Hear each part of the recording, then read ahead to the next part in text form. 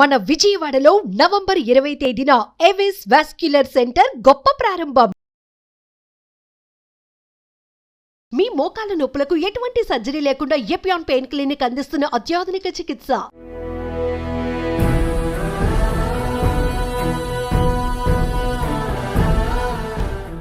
మనతో పాటు బ్రహ్మశ్రీ చాగంటి కోటేశ్వరరావు గారు ఉన్నారు. ఆంధ్రప్రదేశ్ ప్రభుత్వం ప్రతిష్టాత్మకమైన సలహాదారు పదవిని అందజేశారు. నమస్కారం. అయ్యా నమస్కారం. మీరు ఇప్పుడు నాయకత్వ లక్షణాలు ఏర్పడటం, రీడర్షిప్ రెండూ ఉన్నాయి మీకు. ఇవి ఎలా వచ్చాయి, ఎలా ఏర్పడ్డాయి? అలా ఏర్పడడానికి కారణం మాత్రం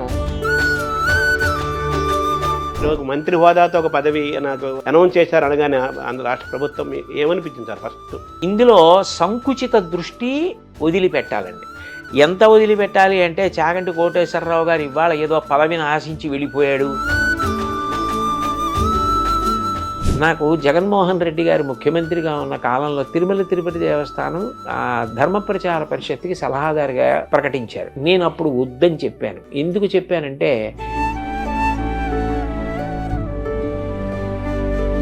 అయితే మీ కార్యక్షేత్రము ఎలా ఉంటుంది? తర్వాత మీ ఏ స్వేచ్ఛతో మీరు ప్రవచనాలు చెప్పటము, గో సంరక్షణ ఏం నడుస్తూనే ఉంటాయి. అయ్యో, అది నేను ఎప్పుడూ భగవంతుణ్ణి ప్రార్థన చేసేది కూడా ఒకటే. నమస్కారం. మనతో పాటు బ్రహ్మశ్రీ చాగంటి కోటేశ్వరరావు గారు ఉన్నారు. తెలుగువారికి ప్రపంచంలో ఏ మూలలు ఉన్నా కానీ ఏమాత్రం పరిచయం అవసరం లేని ప్రపంచ ప్రఖ్యాత ప్రవచనకర్త. అటువంటి చాగంటి కోటేశ్వరరావు గారికి ఆంధ్రప్రదేశ్ ప్రభుత్వం ప్రతిష్టాత్మకమైన సలహాదారు అనే ఒక పదవిని తెలుగు భాషకు ఒక అలంకారంగా అందజేశారు. కేవలం చాగంటి కోటేశ్వరరావు గారికి ఇచ్చినదని మనం భావించకూడదు.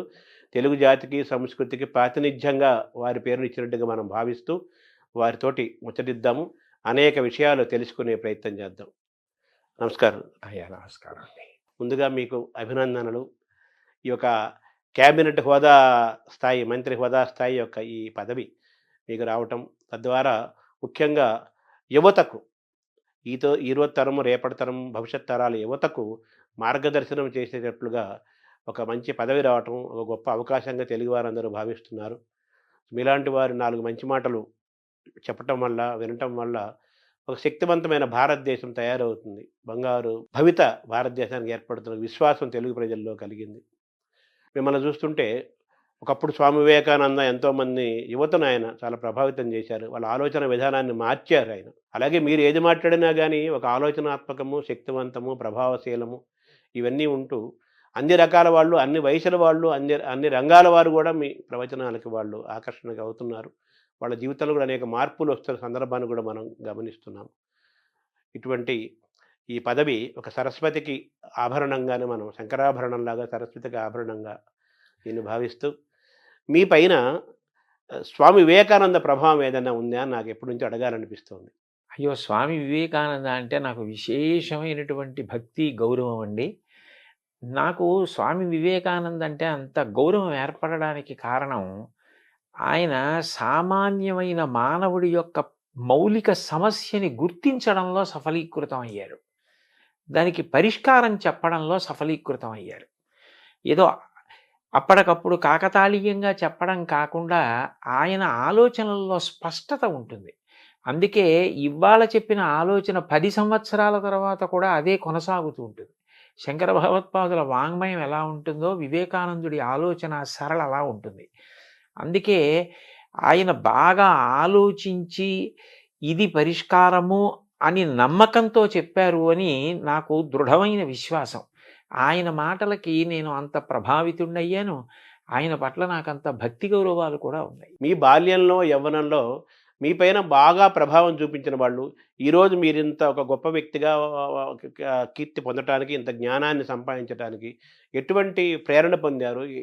ఎవరెవరు, ఏ ఏ పుస్తకాలు ఏవి మిమ్మల్ని ప్రభావితం చేశారు? నన్ను ప్రభావితం చేసిన వ్యక్తులు అని చెప్పవలసి వస్తే, మొట్టమొదటి వ్యక్తి మహానుభావులు, ప్రాతస్మరణీయులు శ్రీ శ్రీ శ్రీ చంద్రశేఖరేంద్ర సరస్వతి మహాస్వామి గారు. ఆయన ఒక విషయం కాదండి, అసలు కాలంలో సంధ్యాకాలం దగ్గర మొదలుపెట్టి ఒక పిల్లవాడికి ఉండవలసిన క్రమశిక్షణ, తల్లిదండ్రుల పట్ల దేనికి గౌరవం ఉండాలి, శాస్త్రం ఏం చెప్పింది, అది ఎప్పటికీ ఎట్లా అన్వయం అవుతుంది, అన్నింటినీ కూడా ఆచరణాత్మకంగా మాట్లాడటంలో అంత గొప్ప వ్యక్తి నేను వేరొకరిని గమనించలేదు. అనేక విషయాలు మాట్లాడతారు. కానీ నేను వ్యక్తిగతంగా గమనించింది ఏంటంటే, చంద్రశేఖరేంద్ర సరస్వతి మహాస్వామి వారు ఒక సామాన్య గృహిణి కర్తవ్యం దగ్గర నుంచి, ఒక మహావిద్వాంసుడి కర్తవ్యం వరకు, సమాజ నిర్మాణంలో పరిపాలకుల దగ్గర నుంచి విద్యార్థుల వరకు ఆయన స్పృశించని విషయాలు లేవు. ఆయన అనుగ్రహ భాషణాలు నన్ను బాగా ప్రభావితుణ్ణి చేశాయి. ఆ పైన మా గురువుగారు రామాయణ, భారత, భాగవతాది గ్రంథాల గురించి మాట్లాడేటప్పుడు వారు పరవశంతో చెప్పినటువంటి కొన్ని మాటలు నన్ను ఆ ఇతిహాసాలు, కావ్యాలు, పురాణాల వైపుకి బాగా ఆకర్షితుణ్ణి అయ్యేటట్లుగా చేశాయి. వీళ్ళు నన్ను బాగా ప్రభావితం చేసిన వ్యక్తులు. ఇందులో ఒకరిని నేను చూడలేదు. ఆశ్చర్యం. నాకే ఎంత విచిత్రంగా ఉంటుందంటే, నేనెప్పుడూ మహాస్వామి వారిని చూడలేదు భౌతికంగా. అంటే పచ్చి అబద్ధం. నువ్వు అబద్ధం ఆడుతున్నావని నాకు అనిపిస్తుంది. కానీ సత్యం నేను దర్శనం చేయలేదండి అసలు. కానీ అనుక్షణం వారు నాతో ఉన్నారన్న భావన, అనుక్షణం నేను ఏది చేసినా నాకు తెలియకుండానే జీవితంలో ఏది అలవాటైపోయిందంటే, ఇది స్వామివారు అంగీకరిస్తారా, నేను ఇలా చేశానని తెలిస్తే ఇంకేమైనా ఉందా అని ఒక ఆరోగ్యవంతమైన భయం నాకు ఏర్పడడానికి ఆయన కారణం అయ్యారు. నాకు తెలియకుండా నేను ఆయనకి జవాబుదారీ అయిపోయాను ఏమిటో. అందుకని నేను చేసే ప్రతి పని మీద, నేను మాట్లాడే మాటల మీద ఆయన ప్రభావం చాలా ఎక్కువ ఉంటుంది. 2, మా గురువుగారి ఆశీర్వచనం, ఆయన పాదాలు, ఆయన నా పట్ల చూపించిన ప్రేమ, ఆయన ఆర్తి, ఆయన నాకు చెప్పిన మాటలు, అవి నాకు ఎప్పుడూ జ్ఞాపకానికి వస్తుంటాయి. వీళ్ళిద్దరూ నన్ను బాగా ప్రభావితం చేసిన వ్యక్తులండి. అంటే మీరు మామూలుగా మీ చిన్న వయసులో, బాల్యంలోనూ, యవ్వనంలోనూ, ఆ వయసులో మీకు చంద్రశేఖరేంద్ర స్వామి కనెక్ట్ అవ్వటం అనేది, మీ జీవితంలో ప్రవేశించడం అనేది ఒక ఆశ్చర్యము, ఆనందకరమైన అంశంగా అది ఎలా జరిగింది? ఆ చంద్రశేఖరేంద్ర సరస్వతి మహాస్వామి వారు నా జీవితంలోకి ప్రవేశించడం అన్న మాటని అన్వయం చేయవలసి వస్తే, నేను మొట్టమొదటిసారి ఏదో ఒక పాత కాగితం, బహుశా ఇంటికి తీసుకొచ్చిన ఏ పప్పు పొట్లాలకో ఆ రోజుల్లో పాత కాగితాల్లో కట్టేవారండి. అటువంటి కాగితం మీద నేను ఆయన చేసినటువంటి ఒక అనుగ్రహ భాషణం ఉన్న కాగితం చదివాను. దాని మీద ఆయన బొమ్మ ఉంది. నాకు అది ఎంత ప్రభావితుణ్ణి చేసిందంటే, నాకు చాలా ఆశ్చర్యం వేసింది. ఆయన భజగోవింద శ్లోకాల్లో ఒక శ్లోకం గురించి మాట్లాడింది.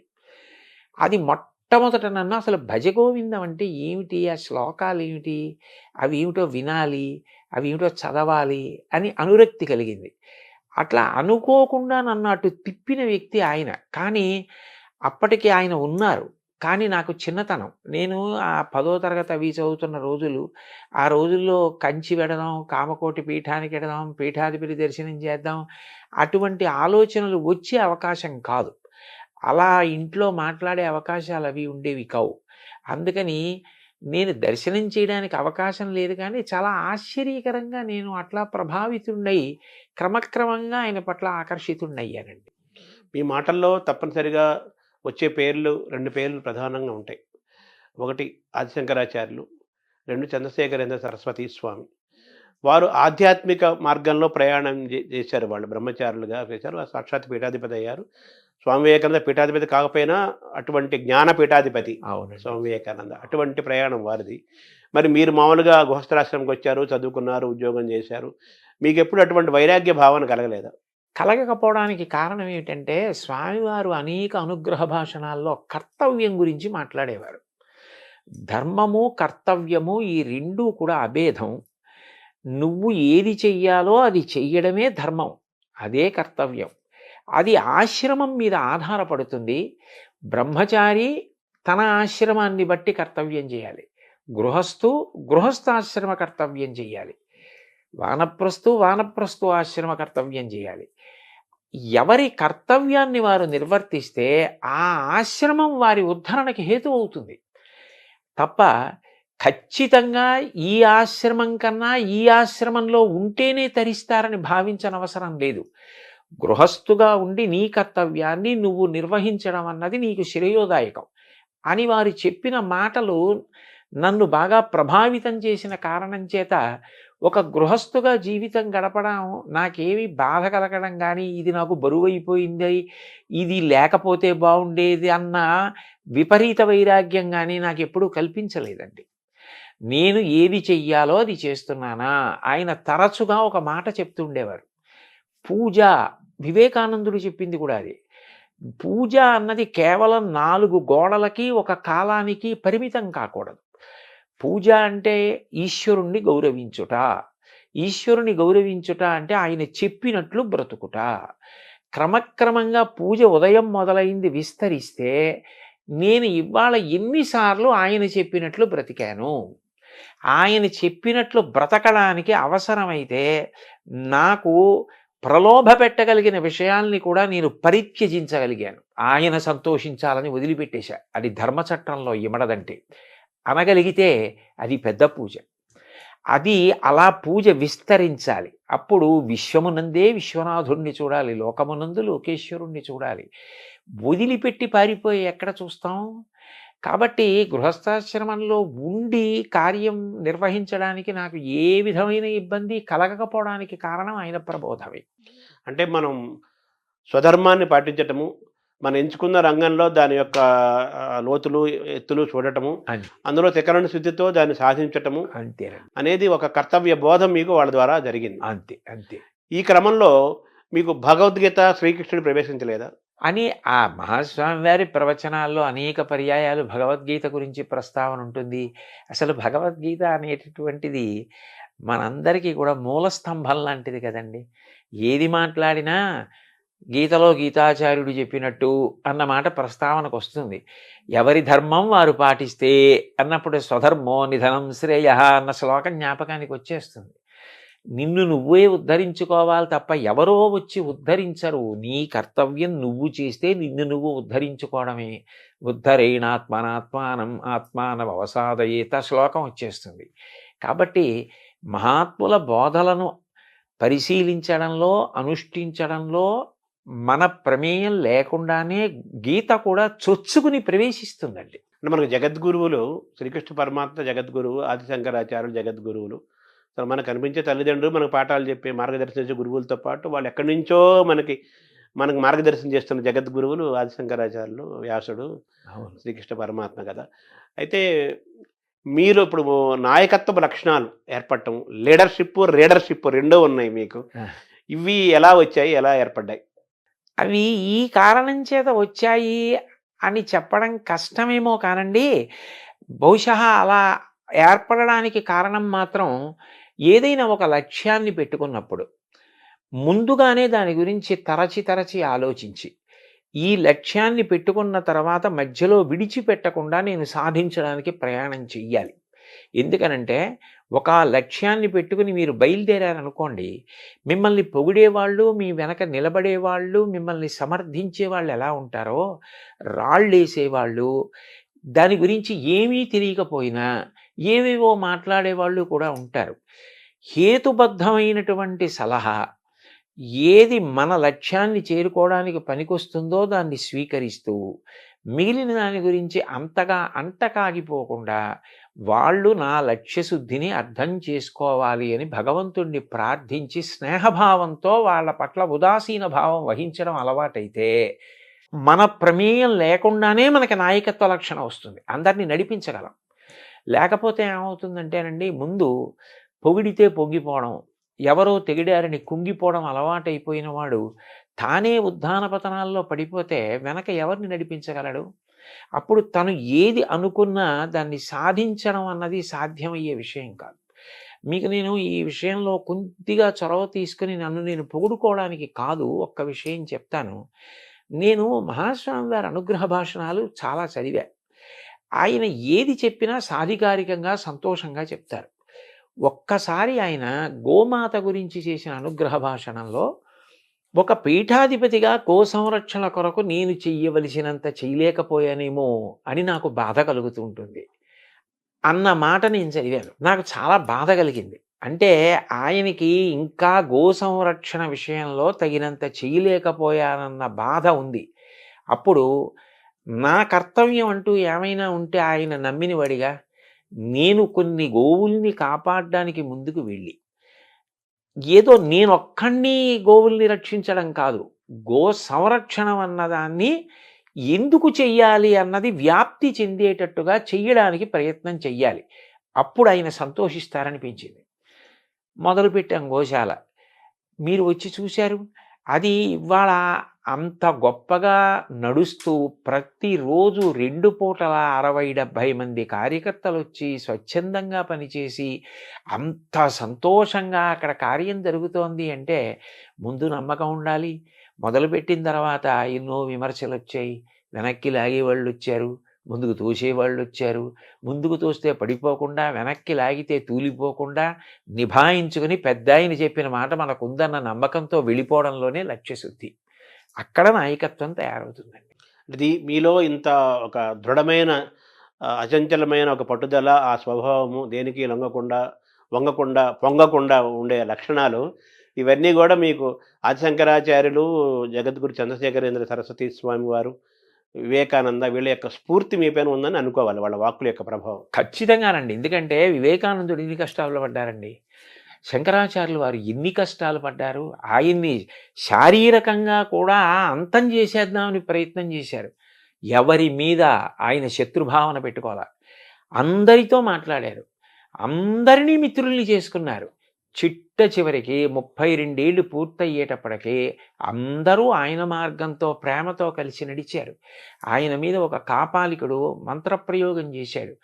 ఆయన మీద ఎన్ని జరిగాయి, ఆయన వాటన్నిటికీ చెలించిపోలేదు. నిభాయించుకుని ముందుకు నడిచారు. జగద్గురువులుగా అంత గొప్ప స్థానాన్ని సంపాదించుకొని ఇవాళ ప్రపంచమంతా 2 చేతులెత్తి నమస్కరించి 32 ఏళ్ల వయస్సులో ఇన్ని చేయడం ఎవరికి సాధ్యం? శంకరాచార్యుల వారికి తప్ప. అంటోంది అంటే ఆయన కన్నా గొప్ప నాయకుడు ఎక్కడుంటారండి? చంద్రశేఖరేంద్ర సరస్వతి మహాస్వామి వారి జీవితంలో 90 పడి దాటిపోయిన తర్వాత కూడా ఆశ్రమధర్మం విడిచిపెట్టకుండా తోపుడు బండి పట్టుకుని సత్యదండాన్ని పట్టుకుని కాలినడకన వెళ్ళారు అంటే నిజంగా ఎంత స్ఫూర్తిదాయకమైన జీవితాలండి అవన్నీ. ఎంత నిబద్ధతతో ఆశయాలకి ఎలా కట్టుబడ్డారు. వారిని విమర్శించిన వారు ఉన్నారు ఆయన కాలంలో. ఈ వాదం తప్పు, భగవంతుడు ఏమిటి, భక్తి ఏమిటన్న వాళ్ళు ఉన్నారు. కానీ ఆయన నమ్మినదేదో దాన్ని ఆయన అలా ఆదరించారు. అన్నిటికన్నా విశేషం ఏంటంటే ఇతరులను కూడా అంత గౌరవించారు. ఏదో తన భావానికి వ్యతిరేకించిన వాళ్ళని ఆయన ఎప్పుడు విమర్శించడం కానీ తక్కువ చేయడం కానీ చేయలేదు. నాకు మహాస్వామి వారిలో చాలా నచ్చే విషయం ఏమిటంటే ఒకసారి నాస్తికుల గురించి ఆయన మాట్లాడారు. ఆయన అన్నారు, భగవంతుడు ఉన్నాడు అని నమ్ముతున్నానని చెప్పి పాపం చేసేవాడి కన్నా లేడు అని చెప్పి లేడన్న భావనతో బతికేవాడు ఒక మెట్టు పైనున్నవాడే కదా. ఎంత గొప్ప స్పష్టత అండి. మనకంటే వాడు ఎక్కువ ఆలోచించాడని స్పష్టతే కదా. ఆయన సిద్ధాంతానికి కట్టుబడ్డాడు. ఆయన నీ సిద్ధాంతానికి నువ్వు ఎక్కడ కట్టుబడ్డావు? ఉన్నాడు అంటున్నావు. ఉన్నాడు అని అంటున్నప్పుడు ఉన్నాడన్నవాడి పట్ల భక్తి భయాలతో నువ్వు అట్లాగే గౌరవంగా బ్రతకాలి. మరి నువ్వు పాపం వైపు అందుకు అనురక్తుడవుతున్నావు. అలా అవ్వకూడదు కదా అని ఇటువైపున ప్రబోధము చేస్తూ అటువైపు ఒక సిద్ధాంతానికి నమ్మితే కట్టుబడ్డం అన్నది ఏదైనా కూడా అది వాళ్ళ గొప్పతనము అని చెప్పి పొగుడుతూ మాట్లాడడం నిజంగా ఆయన సామరస్యానికి, ఆయన మంచితనానికి, అవగాహనకి ఎంత మంచి ఉదాహరణ అండి. ఇప్పుడు మీరు చంద్రశేఖర సరస్వామి చెప్పారు. ఆదిశంకరాచార్యులు కూడా ఆ సీతాచలము కాలినడక నడిచి అనేక పీఠాలు స్థాపించి ఎంతో జ్ఞానాన్ని మనకు పంచి ఒక 1,00,000 మంది కలిసి కొన్ని వేల సంవత్సరాలు చేయని పని ఒక్కడు చేశాడు కదా. అవునండి. ఆయన ప్రభావం చంద్రశేఖర సరస్వతి స్వామి మీద తప్పనిసరిగా ఉంటుంది కదా. ఖచ్చితంగా వారందరి ప్రభావం మీ పైన ఉంది. అవునండి. అంతే కదా. తర్వాత మామూలుగా ఇప్పుడు వ్యక్తిత్వ వికాసం అని, పర్సనాలిటీ డెవలప్మెంట్ అనే మాటలు మనం సహజంగా వింటున్నాం. మన భారతదేశంలో మనకి చాలా జ్ఞానాన్ని ఇచ్చి వెళ్ళారు. ఇది యోగ భూమి, జ్ఞాన భూమి అంటారు కదా. అయినప్పటికీ ఇంకా మనం వికాసం చెందలేదు. ఇంకా పిల్లలకి, యువతకి వ్యక్తిత్వ వికాసం జరగాలి అనే ఒక ఆలోచనలో ఉంటున్నాం గదా! దీన్ని ఎలా చూస్తున్నారు? అంటే నేను అనేది ఏమిటంటేనండి, కాలంలో అనేక మార్పులొచ్చాయి. నేను చదువుకునే రోజుల్లో దృష్టిని అన్య విషయాల వైపుకి లాగేసే విషయాలు చాలా తక్కువ. కాబట్టి చదువుకోవడం మీద, క్రమశిక్షణగా ఉండడం మీద అవకాశాలు ఎక్కువుండేవి. ఇప్పుడు రాను రాను రాను రాను ఏమైపోయిందంటే, ఇది అందవచ్చా?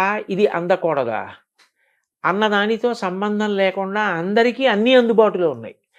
అప్పుడు దానికి విరుగుడు ఒకటే ఉంటుంది. స్వీయ నియంత్రణ. ఎవరికి వారే ఇది నాకు ఇప్పుడు అనవసరం. నేను దాని జోలికి వెళ్ళకూడదు. అది నాకు అందుబాటులో ఉండొచ్చు. అది వేరు విషయం. అది అందుబాటులో ఉందని దాని జోలికి నేను వెళ్ళకూడదు అని నియంత్రించుకుంటే తప్ప విద్యార్థి తాను చేయవలసిన పని తాను చేసి కుటుంబాన్ని రేపొద్దున్న ఆదుకోవాలి, పెద్దవాడై దేశ గౌరవాన్ని నిలబెట్టాలి. స్వీయ నియంత్రణ పిల్లవాడికి బాగా అర్థం అవ్వాలి అంటే పాఠ్యాంశాలతో పాటుగా దాని అవసరం. అట్లా ఎవరెవరు నియంత్రించుకుంటే మహాపురుషులు కాగలిగారు, ఎక్కడ వాళ్ళు జారిపోలేదు అన్న విషయాన్ని చెప్పడం మన కర్తవ్యం అండి. అది మనం చెప్పగలిగితే వాళ్ళు ప్రతిదాన్ని పనికొచ్చేటట్టుగా ఉపయోగించుకుంటారు. అట్లా ఉపయోగించుకున్నాడు అనుకోండి, చక్కగా వాళ్ళు వృద్ధిలోకి వస్తారు, దేశానికి పేరు ప్రఖ్యాతులు వస్తాయి, తల్లిదండ్రులు సంతోషంగా ఉంటారు. నేను 2 పిల్లల్ని పెంచాను, పెద్ద చేశాను, చదివించాను. ఇప్పుడు మనవలు చదువుకుంటున్నారు.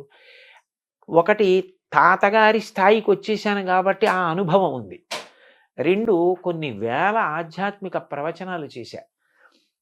పిల్లలకి చెప్పడం అన్నది నాకు ఎందుకు ఇష్టం అంటే, పిల్లలలో తప్పు ఒప్పుకునే లక్షణం ఉంటుంది. ఎందరో పిల్లలు ఒక విషయాన్ని గురించి మాట్లాడిన తర్వాత వచ్చి, మేము ఈ తప్పు చేశామండి, ఇప్పుడు మీరు చెప్పిన తర్వాత మాకు అర్థమైంది, ఇంకా మేము ఈ తప్పు చేయదలుచుకోవట్లేదు, మేము మారాలనుకుంటున్నాం, మేము నిబద్ధతతో నిలబడాలనుకుంటున్నాం అని మారిన వాళ్ళు, మారి వాళ్ళ లక్ష్యాలు సాధించిన వాళ్ళు అనేక మంది నా దగ్గరికి వచ్చి నేను అడగకపోయినా చెప్పిన వాళ్ళు ఉన్నారు.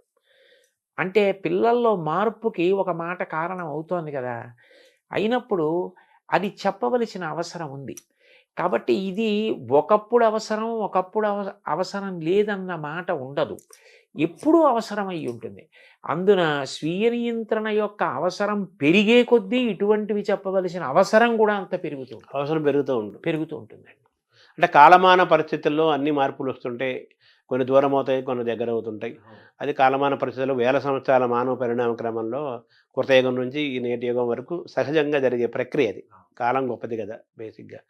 అయితే ఇప్పుడున్న వాతావరణంలో, ఇప్పుడున్న ఈ టెక్నాలజీ, మొబైల్ ఫోన్లు, ఇంటర్నెట్లు, సినిమాలు మీరు అన్నట్టుగానే మనల్ని ఆకర్షించే అంశాలు చాలా ఉన్నాయి యూత్ని, పిల్లల్ని. ఇప్పుడు పిల్లల్ని దారిలో తీసుకురావటం, వాళ్ళు ఎంచుకున్న విద్యలో వారు రాణించడంతో పాటు మంచి ఉద్యోగం తెచ్చుకొని ఎదగటంతో పాటు సమాజం పట్ల, దేశం పట్ల ఒక బాధ్యతగా ఉండటం, తయారవటం, భారతీయుడికి ఉండాల్సిన లక్షణాలన్నీ ఉంచుకుంటూ పొదిగి పుచ్చుకొని తయారవటం అనేది ఈ యొక్క సవాల్ లాంటిది కదా మీలాంటి వాళ్ళకి చెప్పటం కోసం అంటున్నాను సార్. సవాల్ అవదా అది ప్రస్తుత వాతావరణంలో? ఎట్టి పరిస్థితుల్లోనూ అవదండి. ఎందుకనంటే అక్కడ ఒకే ఒక్క విషయం ఏమిటంటే, నేను ఎప్పుడైనా పిల్లలకి చెప్పడానికి వెడితే నన్ను నేను వాళ్ళ మేనమామగా ఊహించుకుని వెడతాను. ఒక మేనమామకి ఉంటుంది సహజమైనటువంటి ప్రేమ. అయ్యో వీడు నా అక్క కొడుకు, వీడు నా చెల్లెలి కొడుకు, వీడు బాగుపడాలి కాబట్టి వీడికి అనునయంగా చెప్దాం, వీడికి 4 మంచి మాటలు చెప్దాం, ఇవాళ చెప్దాం, రేపు చెప్దాం, ఎల్లుండి చెప్దాం, వీడి తలకెక్కుతాయి. ఇప్పుడు వీడి తప్పు చేయకపోయినా రేపట్లాంటి తప్పు చెయ్యకుండా వీడిని నిగ్రహిస్తాయి. కాబట్టి నేను కనపడ్డప్పుడల్లా వీడికో 4 మంచి మాటలు చెప్తూ ఉండాలి అని ఎవరికి ఉంటుంది? మేనమామల ముద్దు మీలైన ముద్దు అని లోకంలో సామెత. మేనమామకి అది సహజమైన ప్రేమ. అది ఆ ప్రేమ ఏం చేస్తుందంటే చెప్పేటప్పుడు బరువు తెలియనివ్వదు. వాడు వృద్ధిలోకి రావాలన్న ప్రేమ, చెప్పాలన్న తృష్ణ పెంచుతుంది. నన్ను నేను మేనమామగా భావించుకోవడంలో, ఇన్నిసార్లు నేను పిల్లలకి చెప్పడంలో అంత సంతోషం కలిగిందండి. అందుకే ఇప్పుడు కూడా నేను యథార్థానికి నాకు ప్రభుత్వం వారు ఇచ్చింది ఏ స్థాయి అయినా నేను మనసులో భావన చేసేది మాత్రం ఏ పిల్లలకి చెప్పినా మేనమామగా భావన చేసుకుని వెళ్ళి చెప్తాడు. ఢిల్లీకి ప్రభు అయినా తల్లికి కొడుకే అన్నట్టుగా మీరు ఎక్కడున్నా వాళ్ళకి మేనమామ, వాళ్ళు మీ అంతే. మేనకోడళ్ళు, అంతే. మేనల్లుళ్ళు. ఆ భావనతోనే చెప్తానండి. అంటే తల్లితో సమానం కదా మేనమామ అంటే. అంతే. అయితే మీరు వివేకానంద గురించి మాట్లాడుకున్నాం, మనం తప్పనిసరిగా మాట్లాడుకోవాలి యువత అనగానే. ఆయన మెంటల్ ఫిట్నెస్, ఫిజికల్ ఫిట్నెస్, శారీరకంగాను మానసికంగాను మనం దృఢంగా ఉండాలి అంటారు కదా. మీరు మీ మీ ప్రయాణంలో, మీ బాల్యం నుంచి యవ్వనం నుంచి మీ ప్రయాణంలో మానసికమైన ప్రయాణం కోసం మీరు పుస్తకాలు చదివారు, జ్ఞానాన్ని ఆశ్రయించారు, గురువుల్ని ఆశ్రయించారు. శారీరకమైన దృఢత్వానికి మీరు ఏం చేశారు? మాకు చిన్నతనంలో ఆటలు ఆడుకోవడానికి చాలా విశేషమైన అవకాశం ఉండేదండి. పాఠశాలలో చూస్తే చాలా పెద్ద క్రీడా ప్రాంగణం. నాకు బాగా జ్ఞాపకం. మా చిన్నతనంలో మాకు తెలుగు పాఠం చెప్పేవారు. ఆయన తరచుగా ఓ మాట అనేవారు, "ఒరేయ్, ఆట ఆడుకునేటప్పుడు ఇక్కడ నిలబడి ఔట్, నాట్ ఔట్ అని అరిస్తే అంత దూరం వినపడాలిరా. అలా అరిచి మాట్లాడితే రేపొద్దున్న సభలో 2 గంటలు మాట్లాడినా మధ్యలో మంచినీళ్ళు తాగవరా" అనేవారు. ఆయన ఎందుకనేవారు? ఆయన ఏది దృష్టిలో పెట్టుకున్నారో, ఏ భవిష్యత్తు దర్శనం చేశారో నాకు తెలియదు కానండి. అట్లా హాయిగా ఆడుకునేవాళ్ళం. అంత సంతోషంగా ఆడుకునేవాళ్ళం. ఆ ఆటలు మాకు ప్రత్యేకంగా వ్యాయామము అన్న అవసరం లేకుండానే ఎంతో సంతోషంగా శరీరానికి ఒక రకమైన బలాన్ని ఇవ్వడంలో, చక్కగా 4 చోట్లకి ప్రయాణం చేయడానికి, ఓ 2 గంటలు కూర్చుని మాట్లాడడానికి ఇబ్బంది లేని పరిస్థితిని కల్పించాయి. అయితే వయస్సుతో పాటు కాలక్రమంలో శరీరం శిథిలమవుతుందనుకోండి. ఇప్పుడు నాకు కొద్దిగా మోకాళ్ళ నొప్పులు వచ్చాయి. అవి కాలంలో రావలసింది. అదో ఆభరణం కాలంలో రాకపోతే ఆశ్చర్యం, కానీ వస్తే ఆశ్చర్యం లేదు. కళ్ళజోడొచ్చింది. కానీ ఇంతకాలం నుంచి శరీరం సహకరించింది అంటే దానికి మేము ఆడుకున్న ఆటలు ప్రధానమైన కారణం. పిల్లలకి శరీర నిర్మాణంలో క్రీడలు అనేటటువంటివి ఎంతో ప్రాముఖ్యత వహిస్తాయండి. వాళ్ళకి అంతకన్నా సంతోషం ఇంకోటి ఉండదు. అంటే పిల్లలను, యువతని తీర్చిదిద్దే ఒక బృహత్తరమైన బాధ్యత మీరు తీసుకున్నారు. ప్రభుత్వం కూడా మీకు చాలా గౌరవంగా, ఎంతో ప్రేమగా, వినయంగా మీకు అది అప్పజెప్పింది. అయితే మీరు చదువుకున్న కాలానికి కాలం మారుతోంది. విద్యా విధానం కూడా అంత అనుకూలంగా కనిపించట్లేదు కదా. ఈ ఆటల పట్ల ఎంతసేపు చదువు చదువు చదువు, లేదా ఎంసెట్, లేదా సాఫ్ట్వేరు, ఈ మాటలే వినిపిస్తున్నాయి తప్పితే చదువు, జ్ఞానము, సంగీతము, కళలు, ఈ ఆల్రౌండ్ డెవలప్మెంటు, పరిపూర్ణ వ్యక్తిత్వ నిర్మాణం, ఇవన్నీ కూడా దూరం అవుతూ, మీరంటే ఆటలు దూరమైనవి, చాలా దూరం అవుతున్నాయి కదా. సో యువత బాగా తయారవ్వాలి, బాల్యంలో మంచి ఒక పరిణామం ఏర్పడాలి అంటే ఆటలు చాలా ముఖ్యమైన, కళలు ముఖ్యం కదా. ఈ వాతావరణం ముఖ్యమవుతున్న కాలంలో మీరు ప్రభుత్వానికి కానీ, విద్యాశాఖలకు కానీ మీరేమన్నా సూచిస్తారా? దాన్ని ఎలా తీసుకెళ్తారు? నేను పిల్లలకైనా, ప్రభుత్వానికైనా, ఉపాధ్యాయులకైనా, పాఠశాలల యొక్క యాజమాన్యానికైనా చెప్పాలి అనుకునే విషయం ఒక్కటేనండి. అసలు ముందు శరీరం అన్నది దృఢంగా ఉండి, శరీరం సహకరిస్తే అప్పుడు ఆ వ్యక్తి ఏదైనా చేయగలుగుతాడు. శరీరం దృఢంగా లేకపోతే అతను మానసికంగా ఎంత బలవంతుడైనా కార్యం చేయలేడు. మానసికంగా ఎంత ధైర్యం ఉన్నవాడైనా శరీరం సహకరించకపోయినా చేయలేడు. మనసుకి శిక్షణ ఉండాలి. మనసు ధైర్యంగా ఆటుపోట్లను ఎదుర్కోవాలి. శరీరం కార్యం చేయడానికి ఆరోగ్యవంతంగా సహకరించాలి. శరీరం సహకరించాలంటే 2 ఉండాలి. ఒకటి, మంచి ఆహారం తినాలి. ఏదో రుచి కోసం కాదు. ఆహారం అనేది శరీర నిర్మాణానికి పనికొచ్చేదై ఉండాలి. అటువంటి ఆహారం తినడం మీద ఆభిముఖ్యం ఉండాలి. 2, వ్యాయామం లేకపోతే సంధిబంధాలు సడలిపోతాయి. అవి రేపొద్దున్న ఉపయోగపడవండి. ఓ 2 మైళ్ళు నడవవలసి వస్తే నడవలేరు, ప్రయాణం చేయలేరు, ఎండలో నిలబడవలసి వస్తే నిలబడలేరు. అట్లా ఉండకూడదు. శరీరం రాటు పోటు తట్టుకుని సహకరించేదై ఉండాలి. అట్లా లేకపోతే వాడు ఎంత చదువుకొనివ్వండి, వాడు చాలా పెద్ద ఇంజనీర్ అయ్యాడండి, అయితే మాత్రం అతని ఎండలో ఒక అరగంట నించోలేకపోతే, ఓ 4 మైళ్ళ దూరం ఒక పూటంతా తిరగలేకపోతే అతను ఎలా ఈ కార్యాన్ని సాధించగలుగుతాడో మోక్షగుండం విశ్వేశ్వరయ్య గారు అంత వృద్ధుడైపోయిన తర్వాత కూడా ప్రధానమంత్రి అడిగారు అని చెప్పి విమానం ఎక్కి చాలా తక్కువ ఎత్తులో గంగానది అవన్నీ పరివాహక ప్రాంతాలన్నీ పరిశీలించి ఆనకట్టల నిర్మాణానికి సూచనలు చేశారు. అంత నియమబద్ధంగా అంత ఆరోగ్యంగా ఉండేవారు. దానికి పూర్వం ఉన్న పెద్దలందరూ పాటించిన ఆహారం, వ్యాయామం ఈ రెండూ చాలా అవసరం. అవి ఎంత అవసరమో మానసికంగా మనిషి ఏదైనా కష్టం వచ్చినప్పుడు తట్టుకోవడానికి సిద్ధంగా ఉండాలి. ఎందుకనంటే ఎప్పుడూ మనం అనుకున్నట్టు జరిగితే ఆశ్చర్యం ఏముంటుందండి? లోకంలో అన్నీ మనం అనుకున్నట్టు జరగవు. ఒక్కొక్కసారి మనం ఒకటి అనుకుంటాం, అది జరగదు. చతికిల పడకూడదు, ధైర్యంగా ముందుకెళ్ళాలి.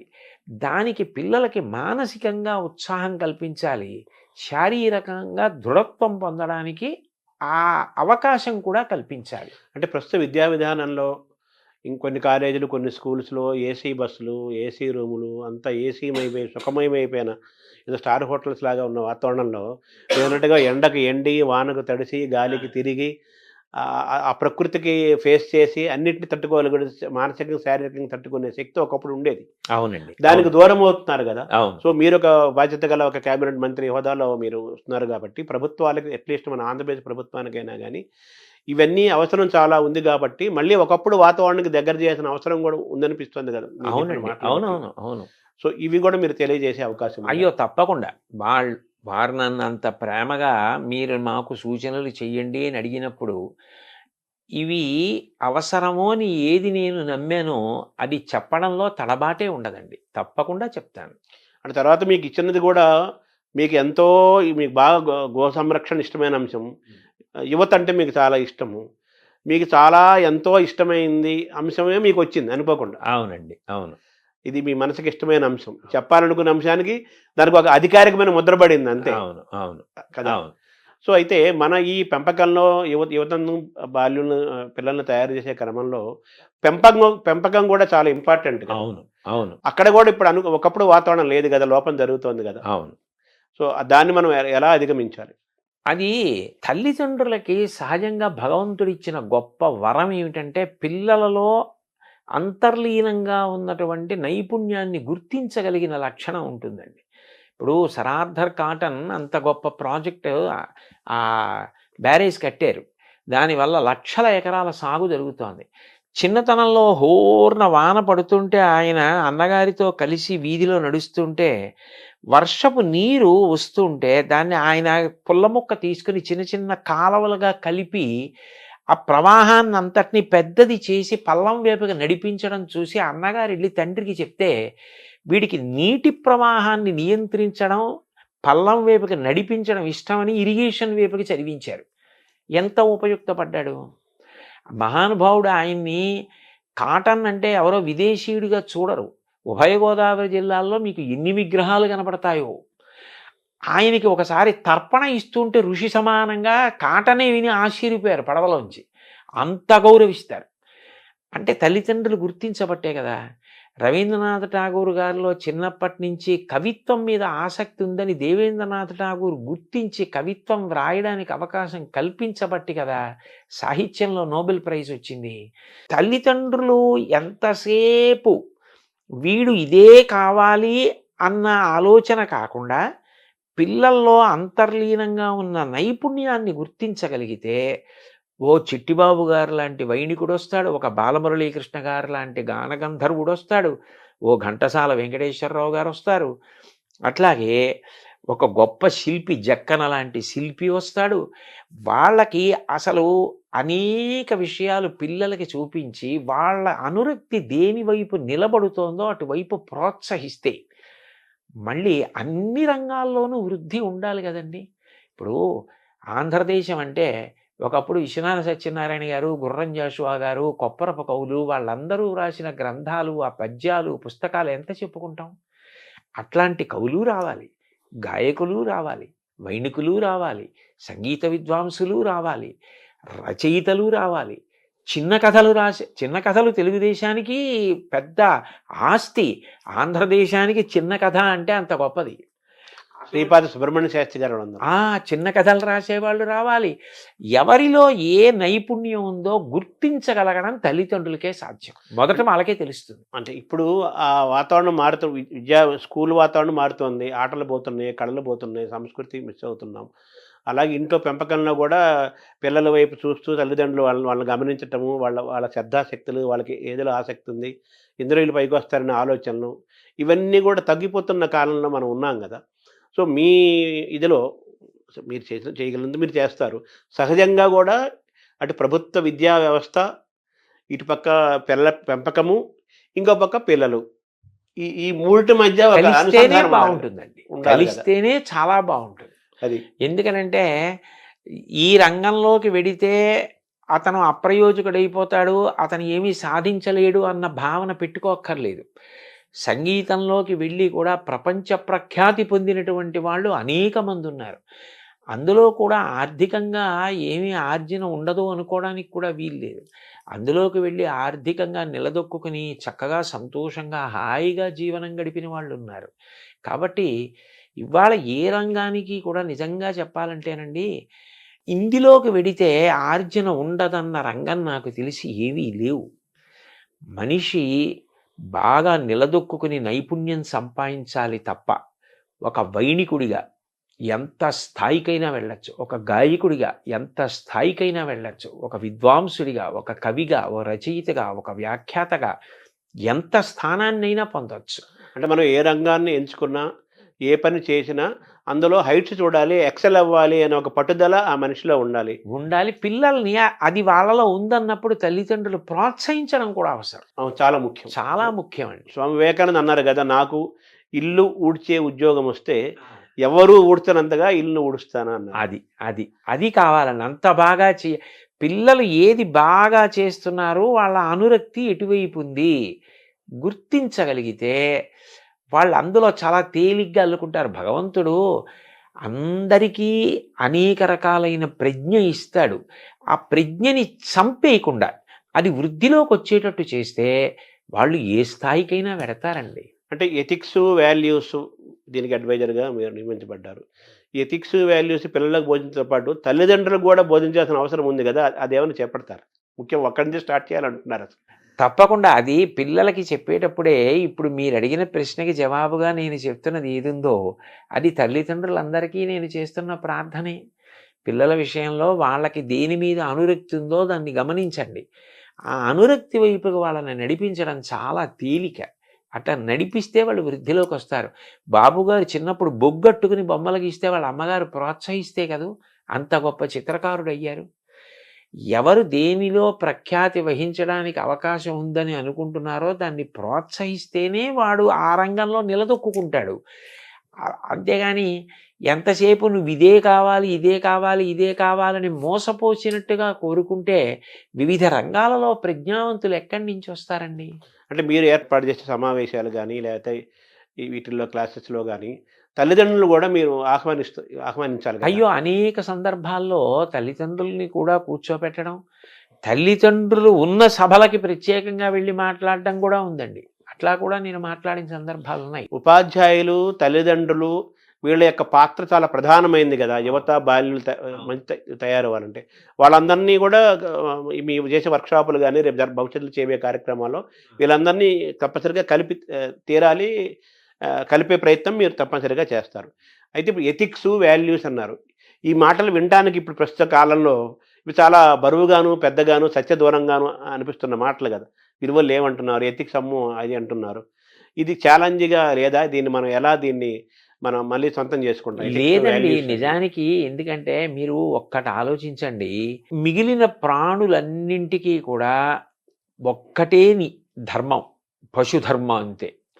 దానికి నీతి పాటించాలి, నియమం పాటించాలి అని చెప్పలేరు.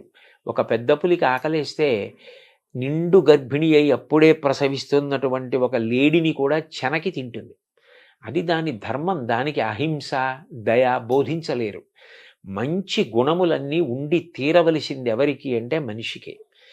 మీరు ఒక్కటి ఆలోచించండి, నీతి అన్నది ఒక్కటి విడిచిపెట్టేస్తే ఎవరికీ భద్రత ఉండదు. ఎందుకనంటే ఏ క్షణాన ఎవరిని కాటేస్తారో, ఎవరు ఎవరిని మోసం చేస్తారో తెలియని పరిస్థితి ఉంటుంది. అభద్రతాభావం అన్నది ఉండిపోయిన నాడు, శాంతి లేని నాడు, ఎవరు ఎంత చదువుకున్నా, ఎవరు ఎంతంత పదవులలో ఉన్నా దాని వలన ఏది ప్రయోజనం?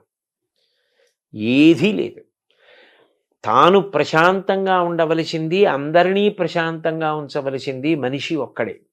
ఆ మనిషి అన్ని జీవులు ప్రశాంతంగా ఉండేటట్టు చేయడం నీతిని పాటించడం ద్వారానే. అది పాటించడం వల్ల అంత పెద్ద ప్రయోజనం ఉన్నప్పుడు అది బరువు అవ్వవలసిన అవసరం ఏముంది? ఇప్పుడు నా కూతురుంది, నా కూతురు బయటికి వెళ్ళినప్పుడు భద్రంగా ఉంటుందన్న నమ్మకం నాకు కలగాలి. వేరొకరి కూతురు బయటికి వెళ్ళినప్పుడు భద్రంగా ఉంటుందన్న భావన వారికి కలగాలి.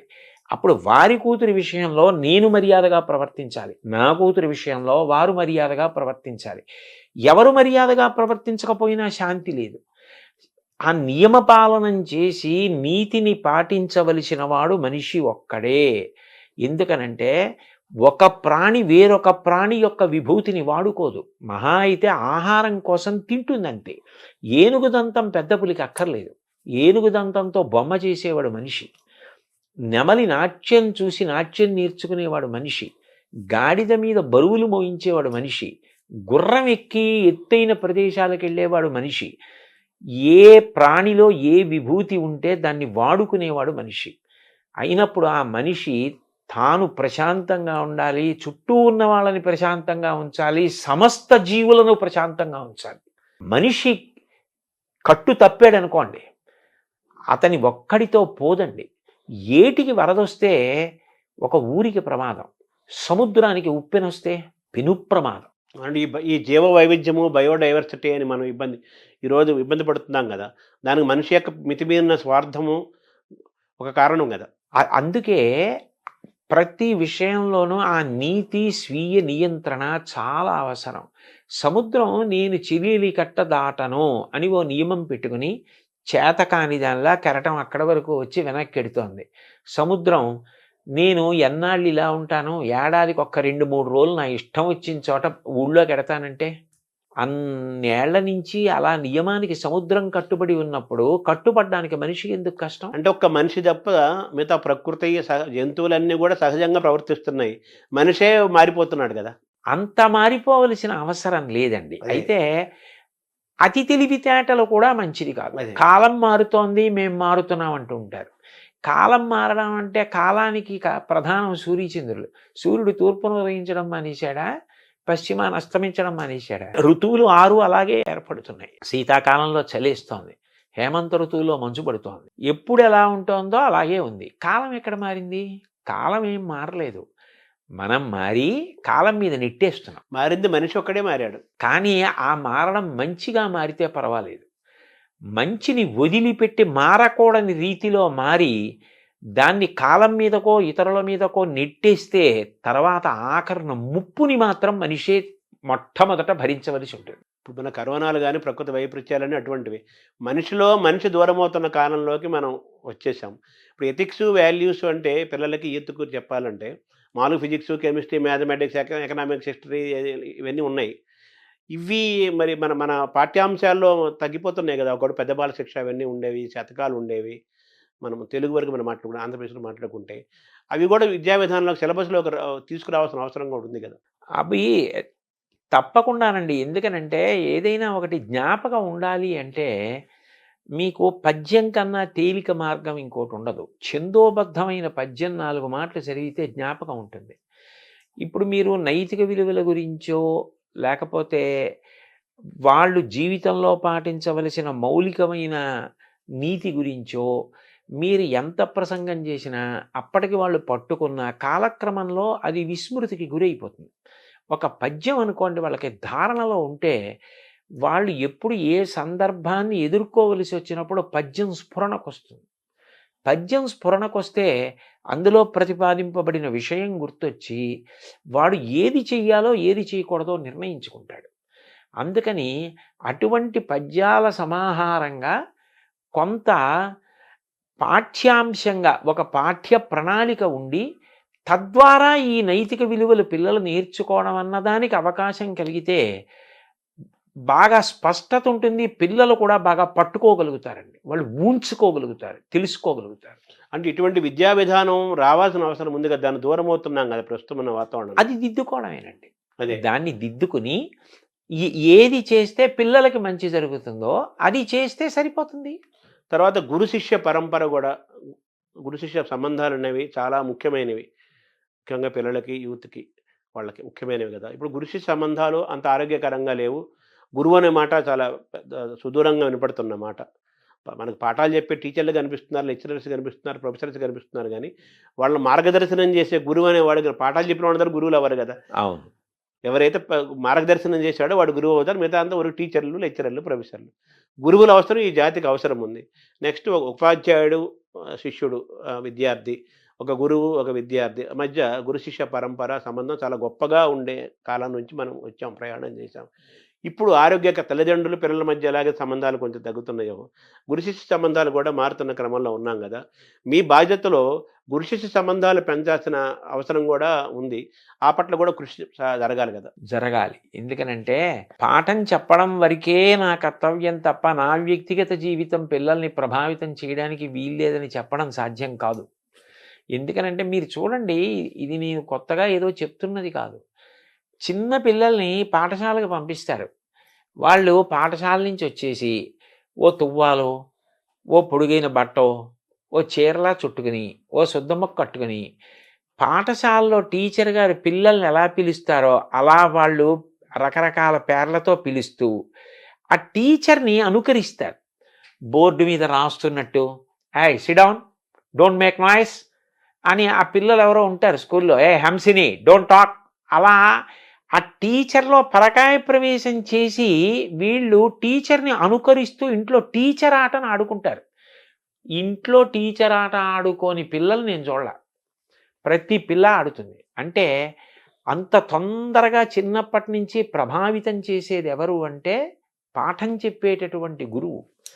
గురువు వ్యక్తిగత జీవితం కూడా శిష్యుడి మీద అంత ప్రభావం చూపిస్తుంది. ఆయన నైతిక విలువలు, ఆయన మార్గదర్శనం చేసే విధానం, ఆయన ఉద్ధాన పతలాలు ఎదుర్కొన్న తీరు, ఆయన ఎలా విలువలకు కట్టుబడతాడు అన్నది పిల్లల్ని చాలా ప్రభావితం చేస్తుంది. అందుకని మనం ఏ వస్తువుని ముట్టుకుంటున్నాము అన్నదాన్ని బట్టి ముట్టుకుంటున్న వాడికి కూడా దానికి తగినటువంటి రీతిలో ఉండవలసిన అవసరం ఉంటుంది. అందుకని గురువులు కూడా పిల్లలు సక్రమంగా ప్రభావితులయ్యేటట్టుగా వ్యక్తిగత జీవితంలో క్రమశిక్షణ పాటించడం అవసరం అయి ఉంటుందండి. అంటే మీరు ఇందాక అన్నారు, పిల్లల్లోని ప్రతిభని, పిల్లల్లోని ఆసక్తిని గమనించే వాళ్ళ తల్లిదండ్రులు పిల్లల్ని వాచ్ చేస్తూ వాళ్ళలో ఉన్న ప్రతిభని గమనించి వాళ్ళు ఆ విధంగా అటువైపు తీసుకెళ్తే వాళ్ళు గొప్పవాళ్ళు అవుతారు. ఎంచుకుని ఏ రంగమైనా కావచ్చు, సంగీతం కావచ్చు, సాహిత్యం కావచ్చు, మ్యాథమెటిక్స్ కావచ్చు. అలాగే గురువులు కూడా విద్యార్థిలోని ప్రతిభని గమనించి ప్రోత్సహించి మార్గదర్శనం చేసేవాడు. గురువు యొక్క పాత్ర కూడా చాలా గొప్పది కదా. చాలా గొప్పదండి. సో తల్లిదండ్రులకి ఎలాగైతే పెంపకము ఎలాగైతే మనం అనుకున్నామో వాళ్ళకు కూడా క్లాసులు చెప్పాలి, వాళ్ళకు కూడా మనం బోధించాలి, వాళ్ళలో కూడా మార్పు రావాలి అని అనుకుంటున్నాము. గురువులకు కూడా పాఠాలు చెప్పాల్సిన పరిస్థితిలోకి వచ్చేసింది కదా ఇప్పుడు. అవి కూడా చేపడతారా మీరు? అది కూడా అంటే నాకు తెలిసినంత వరకు గురువులు క్రమశిక్షణాయుతంగానే ఉంటారు. కాకపోతే వాళ్ళ యొక్క గొప్పతనాన్ని, వాళ్ళ యొక్క కర్తవ్యత నిష్టని వాళ్ళు సమాజ నిర్మాణంలో ఎంత కీలకమైన పాత్ర పోషిస్తున్నారు అన్నది వాళ్ళు ఒక్కసారి జ్ఞాపకం తెచ్చుకొని మేము ఇంత గొప్ప స్థితిలో ఉన్నాం, ఇంత గొప్ప ప్రభావితం చేయగలిగిన స్థితిని పొంది ఉన్నామని సంతోషించి పునరంకితం కావడానికి వాళ్ళకి కూడా అవసరమే. వాళ్ళతో కూడా మాట్లాడడం అన్నది అవసరమై ఉంటుంది. వాళ్ళకి కూడా 4 మంచి మాటలు, అయ్యా మీ వల్ల ఇంత ప్రభావితులు అవుతారు అని చెప్పవలసి ఉంటుందండి. తల్లిదండ్రులు, గురువులు, పిల్లలు అందరికీ మూకుమ్మడిగాను చెప్పాల్సిన అవసరం ఉంది, ఇండివిజువల్గాను చెప్పాల్సిన అవసరం చాలా ఉంటుందండి. అయితే ఒకప్పుడు టీచర్లు కానీ, లెక్చరర్స్ కానీ వాళ్ళ కెమిస్ట్రీయో, ఎకనామిక్సో, హిస్టరీయో, ఇంగ్లీష్ ఆ పాఠాలు ఎంత అవసరమో చెప్తూ అనేక మిగతా అంశాలు, జనరల్ నాలెడ్జి, కళలు, సంస్కృతి, చరిత్ర, మిగతా అంశాలు కూడా చెప్తూ విద్యార్థిని అద్భుతంగా తీర్చిదిద్దే వాతావరణం ఉండేది. నేను మొన్నటి వరకు ఉండేది. ఇప్పుడు కూడా కొంతమంది అక్కడక్కడ ఉంటారు. వాళ్ళు కూడా తగ్గుతున్నారు కదా. సో మళ్ళీ ఆ పూర్వ సంస్కృతి మళ్ళీ గురు వస్తే అది రావాలి చాలా కదా. గొప్పగా ఉంటుందండి. అదే ఆ బహుముఖ ప్రజ్ఞ అవును. ఒక పాఠం చెప్తూ అనుషంగికంగా అనేక విషయాల్ని దాంట్లో ప్రతిపాదించడం చేత విద్యార్థి చాలా ప్రభావితులవుతాడు. అయితే దానికి ఏమవుతుంది అంటే ఉపాధ్యాయుడు నిరంతరం చదవవలసి ఉంటుంది. అనేక విషయాలు తాను తెలుసుకుని నిన్న చెప్పిన పాఠాన్ని ఇవాళ చెప్పవలసి వస్తే నేను ఇంకా అంతకన్నా అందంగా చెప్పడానికి నేను సిద్ధపడాలన్న ఉత్సాహం ఉండాలి. అన్నిటికన్నా అవసరం ఏమిటంటే పాఠం చెప్పేటప్పుడే వాడికి ఆ వింటున్న పిల్లవాడికి క్రమశిక్షణ, తాను పొందుతున్న విద్య వలన సమాజ హితానికి ఉపయోగించాలి తప్ప అది స్వార్థానికి ఉపయోగించకూడదు అన్న ఒక పూనిక కలిగేటట్టుగా చెప్పవలసిన అవసరం ఉంటుందండి. అది చాలా అవసరం. ఎందుకనంటే మీరు చూడండి, ఒక్కొక్క తరగతి దాటుతూ వెళ్ళిపోతున్నాడు అనుకోండి, అతను ఒక పెద్ద పదవిని అధిష్ఠించడానికి సిద్ధపడిపోతున్నాడు.